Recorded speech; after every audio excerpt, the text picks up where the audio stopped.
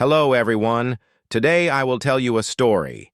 The story is titled, Peaceful Evening, Tama and the Little Moments Before Bed. Please like and subscribe to my channel if you appreciate me. You can skip this if you don't like this video. Thank you very much.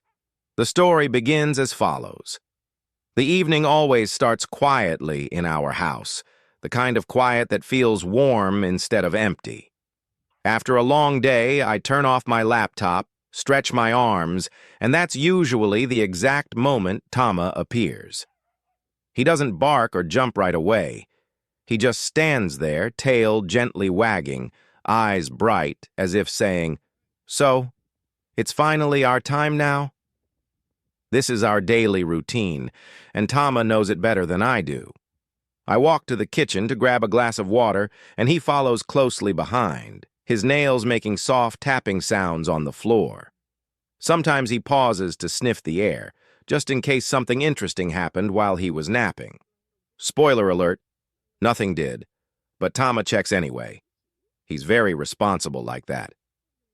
I sit down on the couch, scrolling through my phone, pretending to relax.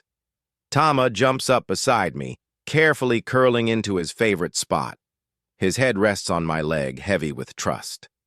I start talking to him like I always do, telling him about my day, even though he probably only understands his name and the word snack. Still, he listens seriously, blinking slowly, like a tiny therapist with fur. Outside, the sky grows darker.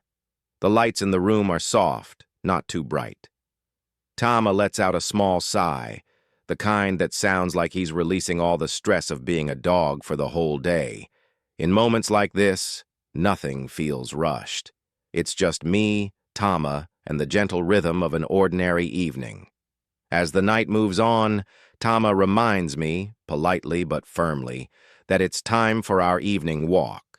He stands up, stretches dramatically, and looks at me, then at the door, then back at me again. No barking, no whining, just eye contact. Honestly, that's even harder to ignore. Outside, the air is cooler, the street is quiet, and the world feels slower. Tama walks calmly beside me, occasionally stopping to investigate a leaf that clearly offended him somehow. He takes his time, and I follow his pace. For once, I'm not thinking about messages, deadlines, or tomorrow's plans. I'm just walking, breathing, being present. When we get home, it's dinner time. For Tama, at least. He sits patiently, staring at his bowl like it's the most important thing in the universe. When I finally put the food down, his tail starts wagging so fast, I'm worried it might lift him off the ground. He eats happily, then looks at me with that satisfied expression that says, "Life is good. You did well today." After dinner, we move to the bedroom. Tama grabs his favorite toy, an old, slightly torn plush that he refuses to replace. He drops it at my feet, inviting me to play, even though his eyes are already half closed. We play for a few minutes, gentle and slow, until he finally gives up, curling into a soft ball on the bed.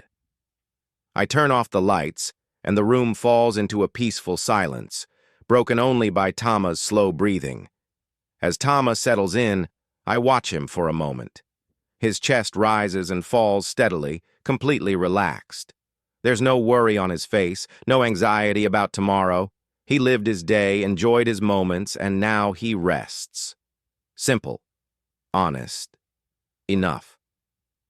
This peaceful evening with Tama reminds me of something important about our modern lives. We often rush through our days, carrying stress into the night, scrolling endlessly, refusing to slow down. But Tama teaches me that calm is a choice. He shows me that routines matter, that small moments, like a walk, a meal, or quiet company, can bring real happiness. From Tama, I've learned a few lessons we can all apply today. First, create simple daily rituals that help you unwind, even if they're small. Second, be present. Put the phone down sometimes and just be there. Third, allow yourself to rest without guilt. Like Tama, trust that you've done enough for today. In a world that never stops moving, A peaceful evening can be an act of self-care. Tonight, as I drift to sleep beside Tama, I realize that happiness doesn't always come from big achievements. It often comes from quiet moments before bedtime.